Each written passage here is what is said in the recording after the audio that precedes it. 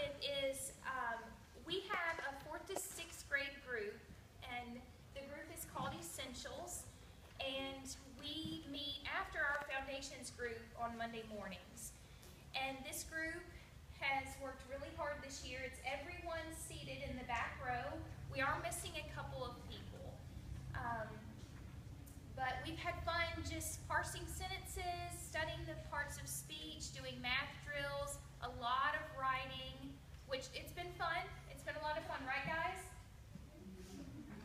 Right guys? Yes, ma'am. All right, so one of the projects that we did this year is called Faces of History. We studied American history, and the kids in the back had to decide someone from that time period to pick. They were to dress up like that person, research that person, write a paper, and then present to the class and their families. Some of you guys may have come to our Faces of History night, but we have two that are going to present tonight, and the first is Kennedy Mcclure. So she will come up and give her presentation, and then she will ask you guys to tell who you think she is. I was born October 11th, 1884 in New York City. I am the niece of President Theodore Roosevelt. I suffered from major loss at a young age. My mom died in 1892 and my father died 2 years later in the year of 1894. After these traumatic losses, I was sent to school in England. After school, I married my distant cousin, Franklin Delano Roosevelt, March 17, 1905. In 1921, Franklin fell ill to polio, a very deadly disease. This did not stop his progress in his run for presidency, which he won March 4, 1933. I was the first First Lady to still hold a job outside of the White House. I had my own newspaper column called My Day, which focused on human rights, children's causes, and women's issues. FDR died April 12, 1945, and I thought my public service was over, which would not be the case. I was appointed by President Truman as a delegate to the United Nations. I was also chairman of United Nations Human Rights Commissions, where I helped write the Universal Declaration of Human Rights, which I believe was one of my greatest accomplishments. In 1961, John F. Kennedy asked for my support in helping him become president.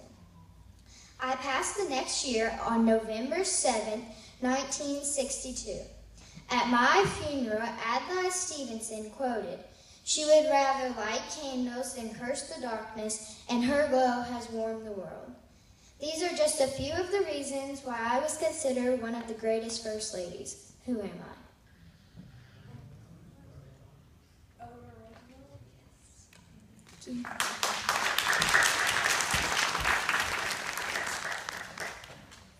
Next is Grace Tubner.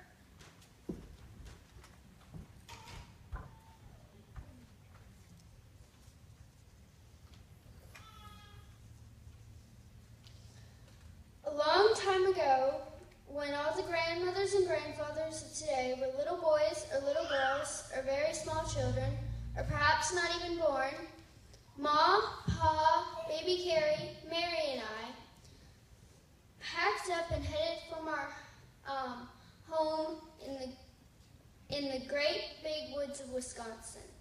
This is the beginning of Little House on the Prairie, chronicling my life as a child. When I was around 2 or so, Congress passed the Homestead Act, giving 160 free acres to anyone willing to move to Kansas for 5 or more years. In April 1870, Ma and Pa made the decision to move. We went through Minnesota, Missouri, and finally settled in Kansas, which was Indian Territory. The Indians circled the house, furiously shouting war cries. The Indians were paid by Congress to move. This brought great troubles off of our family. Mr. Gus, the man who had bought our farm in Wisconsin, couldn't keep up with the payments and was begging for us to move back to Minnesota. We sold our farm and moved back to Minnesota and settled on the banks of Plum Creek. Our final move as a family was to South Dakota by the shores of Silver Lake. In 1883, I was hired as a teacher 12 miles south of De Smet, South Dakota. I was far away from home and very homesick. I met a man named Almanzo, and he walked me home every Sunday after church. Our relationship grew stronger as he drove me on weekends to see my parents. In 1884, he proposed, and we were married August 25th, 1885. 1 year later, I had a daughter named Baby Rose. One day, when Rose was around 10, she wanted to make some gingerbread for Almanzo's birthday. I said she could. After she had finished, our reverend came by for an unexpected visit. I gave him a slice of the gingerbread, and he started coughing hysterically. I tried a piece and found out that she had accidentally used cayenne pepper instead of ginger. I was frequently asked by farmers' clubs to give speeches about my success with chickens. I could make my chickens lay eggs in the winter when no one else could. One day, I was too busy to give my speech, so I wrote it and sent it to the editor of the Farmers Club. The editor of the Missouri Ruralist was in the crowd, and he loved it. He asked for me to write for him. I wrote a book called Pioneer Girl, but no one wanted to publish it. I rewrote it, made it shorter, and called it Little House in the Big Woods. Even though I am long ago dead, my writing lives on. People love my adventurous books. 5 out of 8 of my books got Newbery Honor Awards.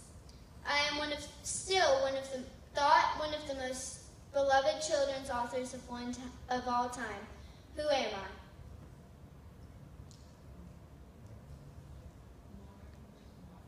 Yes.